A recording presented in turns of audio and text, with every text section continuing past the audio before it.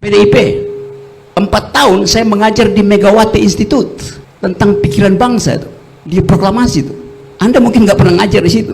Saya mengajar di tempat pengkaderan PDIP Megawati Institute itu tentang pokok-pokok pikiran negeri.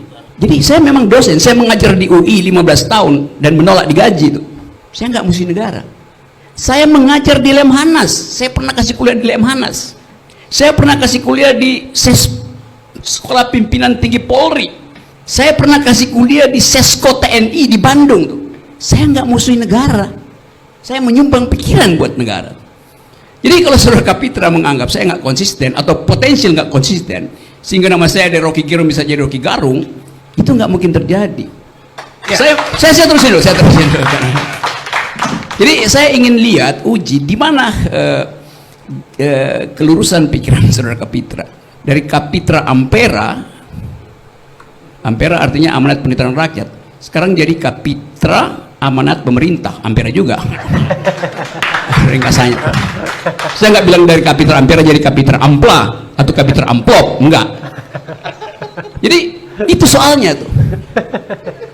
Sekarang kita bicara tentang masa depan, karena itu kritik harus terus diucapkan demi masa depan, supaya tercegahlah doktrin yang sangat mungkin berlaku sekarang yang disebut oleh Raja Louis XV, après moi les deluge. Setelah saya akan ada kekacauan, karena saya lihat Presiden Jokowi, kalaupun dia tidak terpilih lagi, dan mudah-mudahan memang rakyat paham itu, dia akan meninggalkan deluge, beban. Bahasa Perancis, après moi les deluge. Mana si Nano yang mengerti bahasa Perancis itu.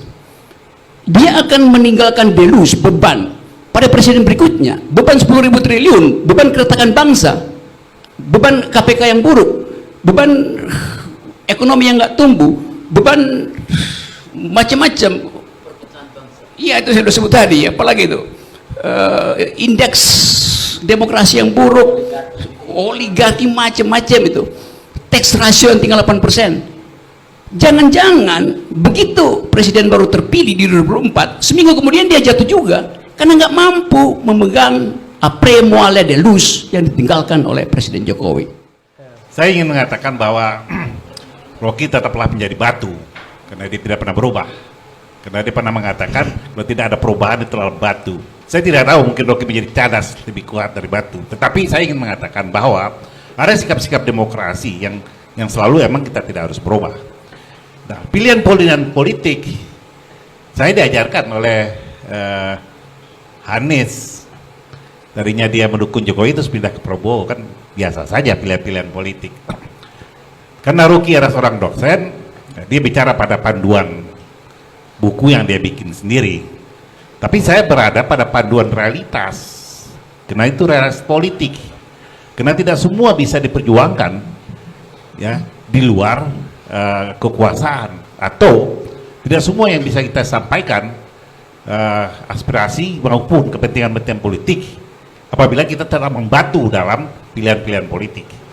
Karena pilihan politik menjadi pandangan berbeda dari pandangan orang yang selalu mengkoreksi atau mengkritik politik, atau sekaligus mencoba melakukan pendekatan kekuasaan dengan cara mengkoreksi kekuasaan.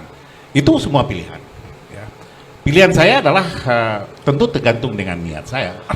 Pilihan saya adalah bagaimana menjaga keseimbangan antara realitas politik dan imajinasi politik yang selalu disampaikan di luar wacana politik, di luar medan politik sendiri. Tentu itu menjadi pilihan kita semua, termasuk pilihan Rocky. Nah, kalau saya katakan Rocky itu berubah, ya, tentu dia tidak lagi menjadi Rocky yang konsisten dan buku panduannya tentu kan berubah lagi.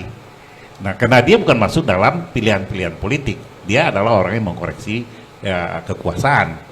Tapi bagi kita itu pilihan manusia. Dan saya tentu tidak bisa juga mengiring Rocky untuk masuk PDI, karena itu bukan pilihan dia. Terima kasih. Oke.